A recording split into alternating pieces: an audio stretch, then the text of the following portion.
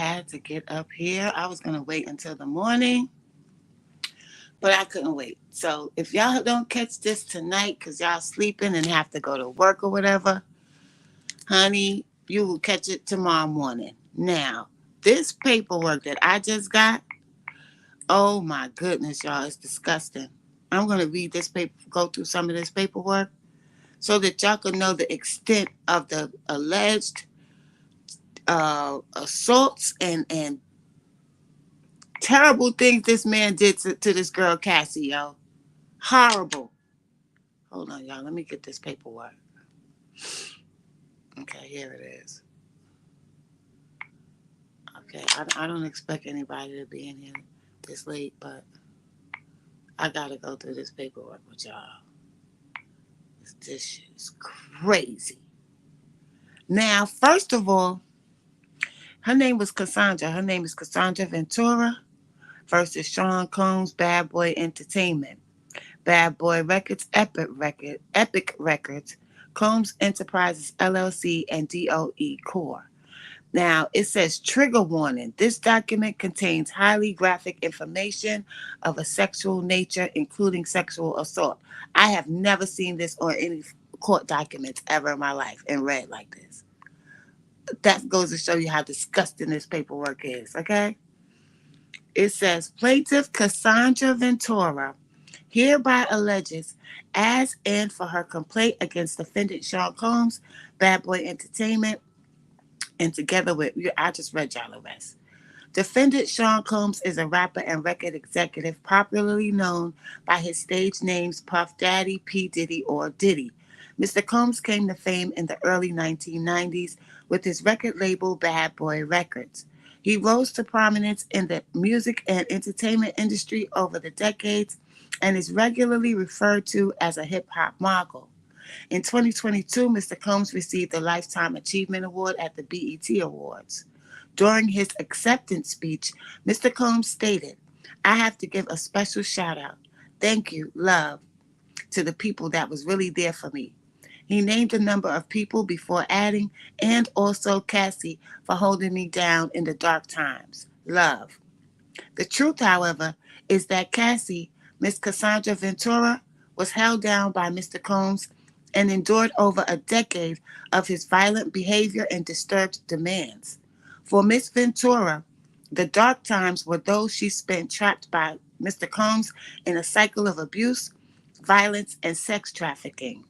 Among other violent and unlawful acts, Mr. Combs raped Miss Ventura in her own home after she tried to leave him, often punched, beat, kicked, and stomped on Miss Ventura, resulting in bruises, burst lips, black eyes, and bleeding, blew up a man's car after he learned that he was romantically interested in Miss Ventura, forced Miss Ventura to engage in sex acts with male sex workers while masturbating and filming the encounters, ran out of his apartment with a firearm in pursuit of a rival industry executive whom he learned was nearby, demanded that Miss Ventura carry his firearm in her purse just to make her uncomfortable and demonstrate how dangerous he is, and introduced Miss Ventura to a lifestyle of excessive alcohol, substance abuse, and required her to procure illicit prescriptions to satisfy his own addictions. Miss Ventura met Mr. Combs in 2005 when she was 19 years old and he was 37 years old. He signed her to his label, Bad Boy Records, and within a few years lured Miss Ventura into an ostentatious, fast-paced, and drug-fueled lifestyle and into a romantic relationship with him, her boss, one of the most powerful men in the entertainment industry, and a vicious, cruel, and controlling man nearly 2 decades her senior. They just be taking advantage of these little girls, I'm telling you.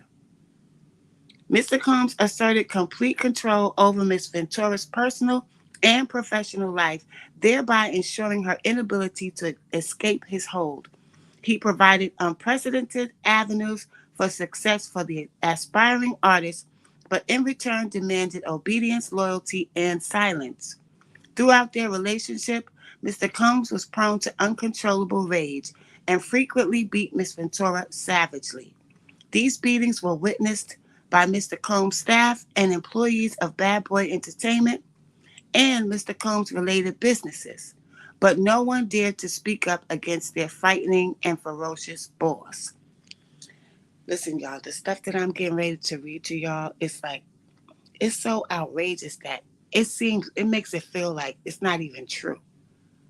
But who can make up things like this? Following these episodes of horrific abuse, Mr. Combs would immediately attempt to hide Miss Ventura and the evidence of his violent rage. He often showered her with gifts following incidents of physical violence, a typical pattern of behavior by serial abusers. In addition to the physical assaults, Mr. Combs frequently reminded Miss Ventura of his ability to cause serious harm, whether by requiring her to carry his gun in her purse or by blowing up the car of a musician that was romantically interested in Miss Ventura. Adding insult to injury, Mr. Combs used illegal substances and threats of violence to force Miss Ventura into repeated unwanted sexual encounters with male sex workers. Over the years that Mr. Combs abused Miss Ventura physically and sexually, she again and again tried to escape his tight hold over her life. Every time she hid, Mr. Combs' vast network of corporations and affiliated entities found her, and those who worked for Mr. Combs' companies implored her to return to him. Many went as far as to explicitly state that her failure to return to Mr. Combs would hinder her success in the entertainment industry. When she believed that she had finally separated from her longtime abuser, she joined Mr. Combs for a dinner, after which he forced her into her home and raped her while she repeatedly said no and tried to push him away. Miss Ventura has now fully escaped Mr. Combs, but the harm that the assaults and sexual abuse he caused her to experience for nearly a decade will forever haunt her. She has required intensive medical and psychological care to recover from the trauma she lived through. Mind you, she's suing him for $30 million. She cannot, however, continue to live in silence about what she endured. Mr. Combs remains immensely powerful and immensely dangerous. Miss Ventura therefore seeks justice for the decade of her life that Mr. Combs took away from her with threats of violence, excessive use of drugs, physical and psychological abuse, and sexual slavery. Accordingly, Miss Ventura brings this action seeking injunctive declaratory. Well, let me go past all of that, y'all. Let me see. Let me skim through this because it's 35 pages. Okay. Let's look at this. Um,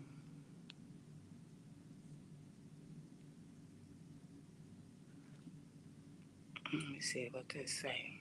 To promote her album, Miss Ventura made television appearances on MTV's Total Request Live and BET's 106 in Park.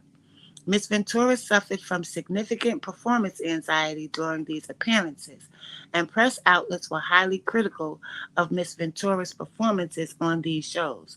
Miss Ventura is Cassie, y'all. Mr. Combs, however, sought to rehabilitate his newly signed talent, telling MTV News. You could hear the nervousness in her voice, and to be honest, I kind of smiled at it because it made me really appreciate what I really love about her. She's a regular person. It just made me appreciate that she got nervous. Whatever.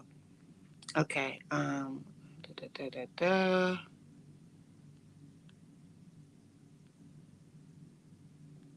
Mr. Combs also ensured. Although Mr. Combs knew that Miss Ventura was in a relationship at the time, and even though he was publicly in a relationship with Kim Porter, Mr. Combs nevertheless pursued Miss Ventura. At an after party in a hotel suite following Miss Ventura's 21st birthday party, Mr. Combs pulled Miss Ventura into a bathroom and forcibly kissed her. Miss Ventura did not consent to this unwanted contact. She immediately ran out of the bathroom and the hotel suite and cried. She told her best friend at the time about what had happened, but was too scared to tell anyone else. At the Video Music Awards the following day, Miss Ventura's boyfriend at the time joined her and Mr. Combs at a table at the awards ceremony. Mr. Combs became angry, telling Miss Ventura that the invitation to the awards ceremony was only for her and not for her significant other. Despite her clear rejection of Mr. Combs' advances, Mr. Combs continued to demand Miss Ventura spend time with him, including for a weekend at Mr. Combs' residence in Miami and for nights out in New York City. On one particular night around September 2007, Mr. Combs insisted on taking Miss Ventura out. Miss Ventura acquiesced, fearing that rejecting Mr. Combs' request would have repercussions for her album deal with Mr. Combs and his company Bad Boy Records. Mr. Combs picked up Miss Ventura from her apartment in Manhattan in a blue luxury vehicle. Miss Ventura was surprised that when she got into the car, Mr. Combs was already inebriated. He handed her a pill and told her to take it. When Miss Ventura asked what the pill was, Mr. Combs dismissed her and told her she would like it. She later learned the pill was ecstasy, something Miss Ventura had never before tried and did not want to try. This was the first time Mr. Combs got Miss Ventura high. Mr. Combs then proceeded to drive recklessly at very high speeds down the West Side Highway of Manhattan. Miss Ventura was very scared, but did not dare to object to Mr. Combs, who appeared drunk, high, and agitated. Mr. Combs took Miss Ventura to an upscale lounge in downtown Manhattan, where he proceeded to get into an altercation with the security staff who would not permit Mr. Combs to enter, presumably because he was belligerent. Miss Ventura decided to go home, but for the remainder of the night, Mr. Combs messaged her incessantly, complaining that he left that she left him high and alone. In early fall 2007, Mr. Combs flexed his power and influence when he paid a promoter to create a fake flyer for a party hosted by Miss Ventura. This fake posting allowed Miss Ventura to have an excuse to go to Miami, Florida, and get away from her boyfriend by using the guise of a legitimate event she had to attend. Miss Ventura hold on, what just happened again? Was stunned at how easily Mr. Combs was able to recruit others to lie for him. Miss Ventura was uncomfortable with the fake flyer, but because the request to go to Miami was made by the owner of her record label, and because she was scared to go against his wishes and face repercussions to her career, Miss Ventura agreed to join Mr. Combs in Florida. During this trip to Miami, Mr. Combs provided Miss Ventura with copious amounts of drugs. She became more intoxicated than she ever had been before, and her intoxication lasted throughout the weekend trip. As she wanted Mr. Combs to continue to support her career, she felt she could not refuse his urging her to take more drugs. After providing her with drugs, Mr. Combs had sexual intercourse with Miss Ventura during this trip. Hey, Tony. Oh, damn, I just fucked up and hit the wrong button, y'all. Give me a second.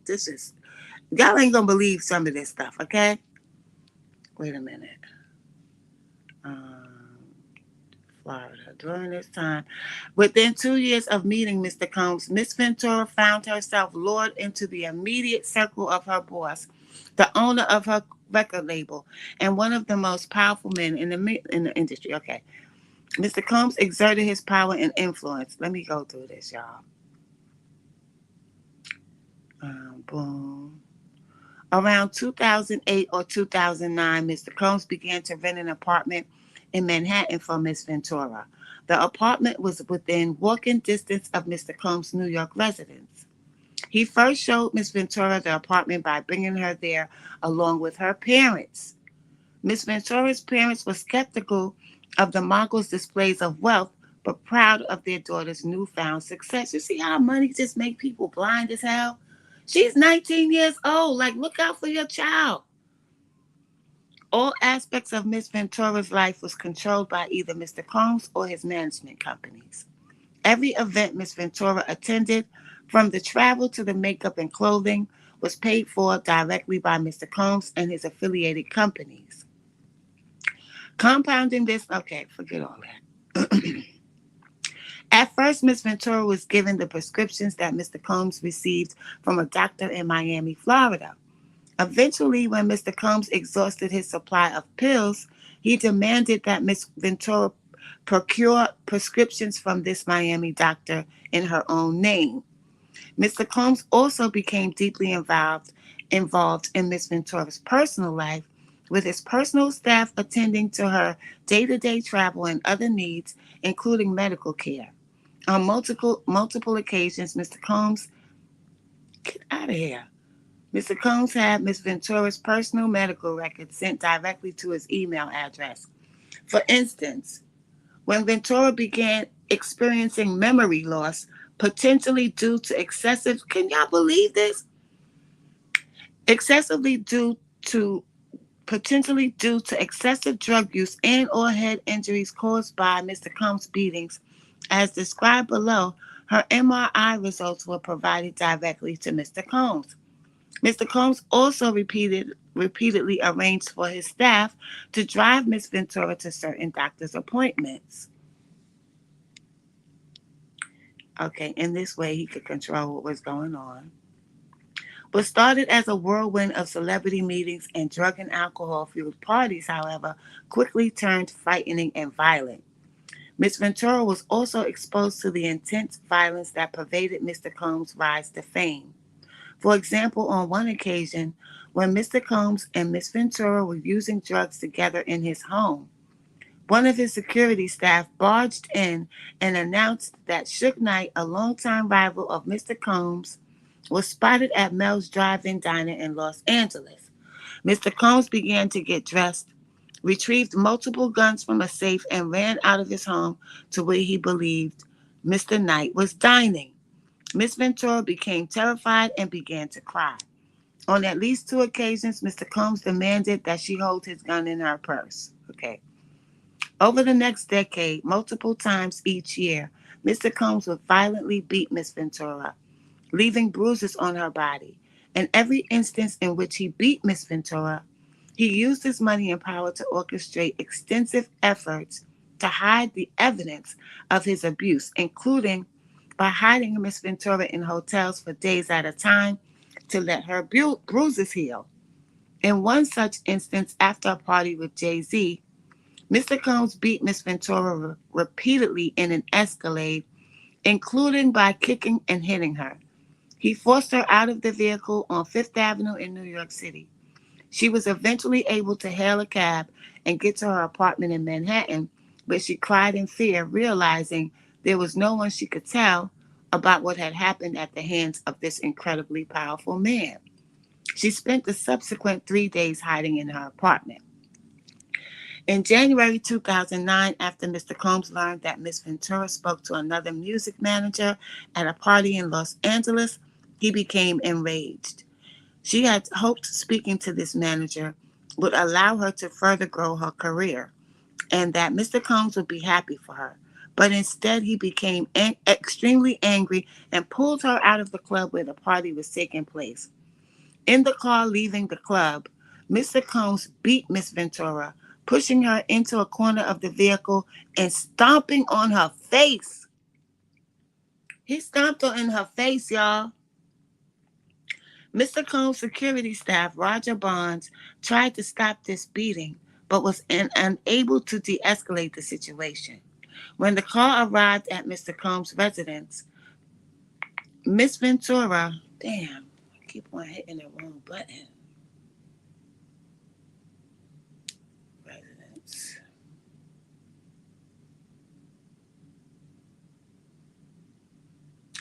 When the car arrived at Mr. Combs' residence, Miss Ventura attempted to run away, but Mr. Combs followed her and proceeded to again kick her in the face.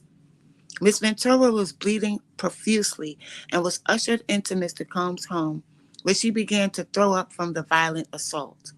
Upon recognizing the damage he had done and the physical evidence of his abuse, Mr. Combs panicked and forced his staff to bring Miss Ventura to a hotel suite at the London Hotel in Los Angeles, where she was required to stay for a week. During this day, as her injuries from the beating healed, Miss Ventura began to fully realize that Mr. Combs' tremendously loyal network not only knew about and witnessed his assault, but also that these witnesses were not willing to do anything meaningful to stop Mr. Combs' behavior. She recognized that she was powerless and that reporting Mr. Combs to the authorities would not alter Mr. Combs' status or influence, but would merely give Mr. Combs another excuse to hurt her. While in the hotel, she asked to go home to her parents, but Mr. Combs wouldn't let her leave. She lied to her mother when asked about an online gossip forum that reported the assault. Mr. Combs proceeded to instruct his assistant to purchase excessive amounts of gifts for Miss Ventura, which were delivered to the hotel room where she remained trapped. Miss Ventura was terrified, isolated, and unable to see a pathway out of Mr. Combs' abusive hold on her life. She found herself becoming numb to the abuse she was experiencing and became entirely beholden to Mr. Combs' demands. She began to blindly follow his instructions out of fear of again being on the receiving end of a vicious beating. By Mr. Combs' own admission, his relationship with Ventura was like Bobby and Whitney, a clear acknowledgement of the unequal power dynamic and excessive domestic violence that permeated their relationship. From the outside looking in, Miss Ventura had heard others refer to her relationship with Combs as akin to Ike and Tina. Damn, it was like that. Her volatile and abusive partner, who also, stop doing this, who also owned her label and therefore held her future success in his hands, had fully exerted control over every aspect of her life. Within a few months of beginning a romantic relationship with 40-year-old Mr. Combs, the 22-year-old Miss Ventura felt, okay, they keep repeating the same thing over and over. Oh my goodness. While in New York City, Mr. Combs told the Miss Ventura that he wanted to engage in a fantasy of his called voyeurism. Mr. Combs said that it would turn him on if he saw Miss Ventura with another DICK. The first time Mr. Combs hired a man and brought the man to his home in Los Angeles, the man, Mr. Combs, and Miss Ventura wore masquerade masks and ingested drugs. Mr. Combs directed Miss Ventura to perform sexual acts with this man while Mr. Combs watched them. He masturbated while he directed Miss Ventura and the man to do specific sexual acts. The entire encounter lasted multiple days. Mr. Combs began to call the arrangement a freak off, or FO. He would repeatedly tell Miss Ventura at random moments that he wanted an FO, and Miss Ventura was eventually expected to facilitate the location and the hiring of male sex workers. At certain points during Miss Ventura and Mr. Combs' relationship, he would insist on an FO freak off, y'all, weekly. Mr. Combs would repeatedly tell Miss Ventura that this practice was our thing and our secret. Freak offs would often take place in hotel suites, including at the Trump International Hotel, L'Hermitage, Beverly Hills, the London Hotel in Los Angeles, the Intercontinental Century. Well, nobody cares. On one occasion, around 2013, Mr. Combs had a freak-off set up at the Intercontinental Hotel in New York City, after which he was charged with tens of thousands of dollars in damages by the hotel. Upon information and belief, Mr. Combs' chief of staff, Tony Fletcher, paid the invoice charged by the hotel. Miss Ventura was eventually instructed to use websites and escort services to find male sex workers to participate in the freak-offs. Mr. Combs told Miss Ventura to search for large black penises on the website. Oh, Jesus Christ. Sometimes Mr. Combs would pay to fly male sex workers to his location, including to multiple cities in the United States as well as abroad. He required Miss Ventura and his staff to help him make these arrangements. Mr. Combs' assistants would help to set up the freak-offs, including by setting up the hotel suites with baby oil and Astroglide. Now, Astroglide, y'all, is like KY jelly, okay? And it's usually used for the back door, not the front door. Anyway, Mr. Combs always supplied Miss Ventura and the sex worker with copious amounts of drugs before and during the freak-offs. Miss Ventura was given ecstasy, cocaine, GHB, I don't know what the hell GHB is, ketamine, marijuana, and alcohol in excessive amounts during freak-offs, which allowed her to disassociate during these horrific encounters. It became commonplace to get IV fluids in the days after a freak-off to recover from the excessive substances pushed upon her. Damn. Miss Ventura was required to dress up in lingerie for the freak-offs, and Mr. Combs insisted she wear white nail polish to contrast her nails with the skin of the black men he hired to have sex with her. He's a fucking lunatic. During the freak-off, Mr. Combs would instruct Miss Ventura to pour excessive amounts of oil over herself. Mr. Combs would then instruct Miss Ventura and the sex workers to speak to each other and then would specifically tell her where to touch the sex workers. Mr. Combs would say things like, grab that big black dick, and ask her how does it feel as he directed her to perform for him. This is exactly what the court papers are saying. During the freak-offs, in addition to directing Miss Ventura and masturbating, Mr. Combs would use his phone, laptop, and tablet to film Miss Ventura having sex with the hired sex worker. He treated the forced encounter as a personal art project, adjusting the candles he used for lighting to frame the videos he took. While Miss Ventura quickly deleted any photographs or video of sex acts if they were taken on her phone, Mr. Combs repeatedly made clear that he retained many videos of Miss Ventura during these freak-offs. Okay, let me see what else was going on.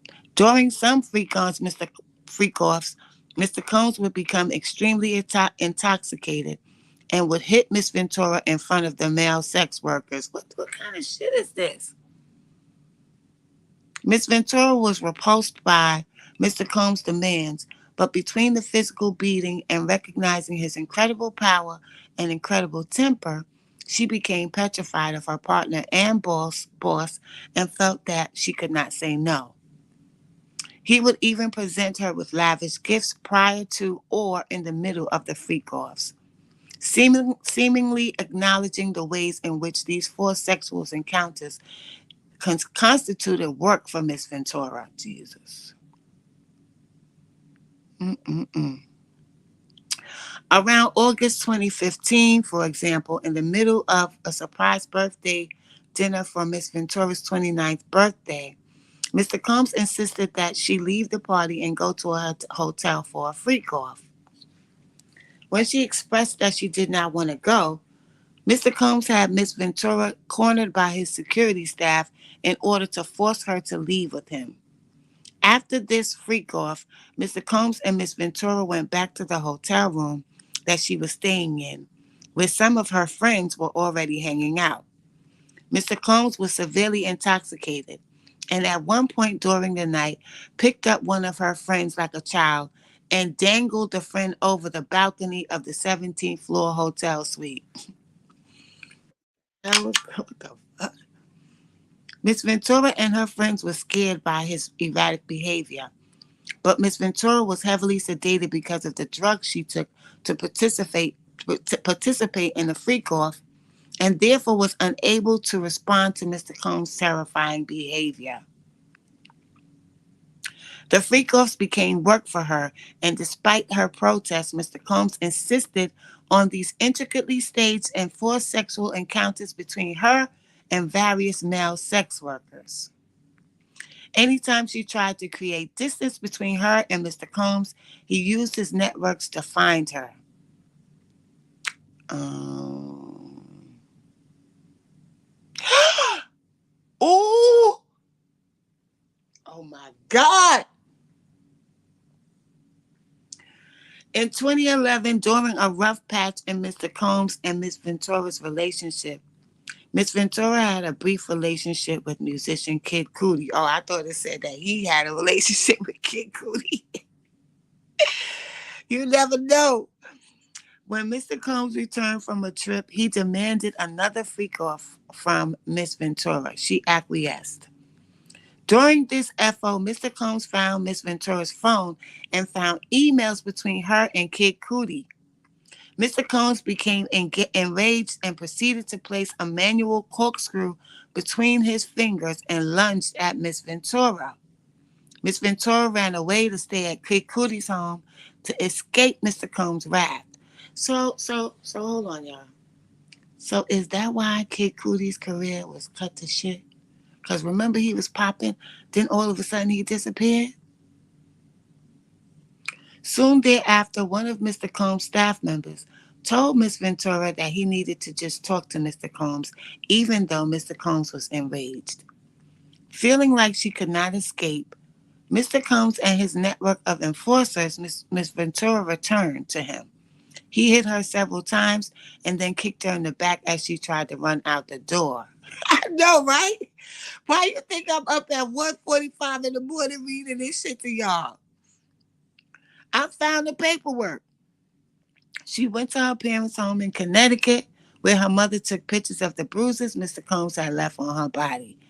In February 2012, during Paris Fashion Week, Mr. Combs told Miss Ventura that he was going to blow up Kid Cudi's car and that he wanted to ensure that Kid Cudi was home with his friends when it happened. Around that time, Kid Cudi's car exploded in his driveway, y'all. This, maybe that's why we don't see him no more. He just disappeared. Miss Ventura was terrified. Remember when Kanye was talking about Kid Cudi, y'all? Miss Ventura was terrified as she began to fully comprehend what Mr. Combs was both willing and able to do to those he believed had slighted him. Why didn't he get arrested? In 2015, Miss Ventura spoke to a popular music manager at an after party in a hotel suite in Las Vegas. Mr. Combs saw her speaking to this manager and sternly told her to step into the bedroom adjoining the suite. In the bedroom, Mr. Combs beat Miss Ventura severely. She ran from corner to corner of the room, trying to avoid Mr. Combs' beating and kicking.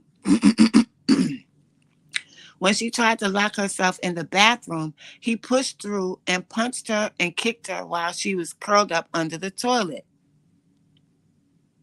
When Mr. Combs' head of security and assistant saw Miss Ventura after the assault, they began to cry. Miss Ventura had 2 black eyes, a burst and bruised lip, and a huge welt on her forehead. Upon seeing the results of this vicious attack, Mr. Combs immediately took steps to conceal his wrongdoing. He forced Miss Ventura to stay at his home in Homey Hills along with one of his sons. While there, Mr. Combs FaceTimed Miss Ventura and stated, "You got to go up and put more makeup on. My son can't see you like that." She put the makeup on, as per Mr. Combs' demands. Miss Ventura felt that she had no choice but to obey. Later in 2015, while shooting a movie in Cape Town, South Africa, Miss Ventura began a flirtatious relationship with an actor. She spent New Year's Eve with this actor, but Mr. Combs soon found out. Mr. Combs called the actor and threatened him. The actor proceeded to call Miss Ventura and tell her, "You really need to call Mr. Combs." In or around March 2016, during a freak-off at the Intercontinental Hotel in Century City, Los Angeles, Mr. Combs became extremely intoxicated and punched Miss Ventura in the face, giving her a black eye. After he fell asleep, Miss Ventura tried to leave the hotel room, but as she exited, Mr. Combs awoke and began screaming at her. He followed her into the hallway of the hotel while yelling at her.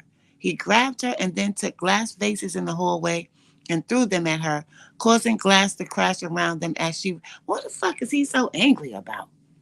Like, he could have had any chick he wanted to have. Like, these people are sick in this industry, man. They sickos.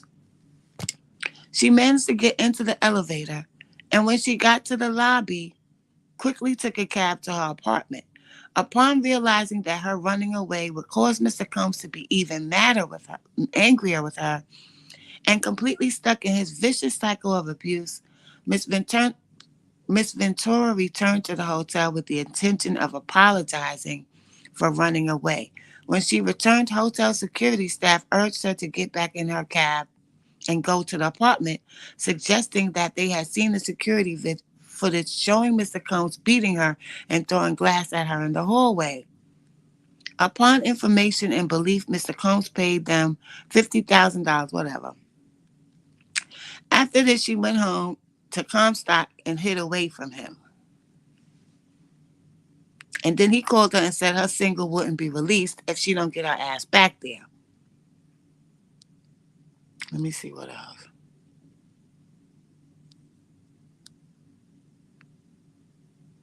Okay. In September 2018, she joined Mr. Combs for a dinner at an Italian restaurant in Malibu, California, for what she believed would be a discussion about concluding their relationship for good. After dinner, Mr. Combs and Miss Ventura returned to her home, which was paid for by Mr. Combs. He forced himself into the apartment and tried to kiss her. She told him to stop and attempted to push him away. He then forcibly pulled off her clothing and unbuckled his belt. He proceeded to rape her while she repeatedly said no and tried to push him away. Soon after, she took steps to completely separate herself. Despite moving away, her address was posted online in early 2019, leading to fears for her safety. So she was trying to get away from him and all the trauma. Following her escape from the cycle of abuse and sex trafficking she endured, she struggled with the physical and mental manifestations of her trauma. Okay, so she left, and that's when she got with that dude. Well, whoever didn't hear this tonight, you shall hear it in the morning. Leave a comment and let me know what y'all think. Some of this sounds outrageous, but it could be true. I've been hearing stories for years about Diddy. I've heard him taking advantage of younger people, men and women, allegedly. But we shall see if she gets this $30 million settlement. I think criminal charges should be pressed on him too, not just money. But anyway, y'all have a blessed night.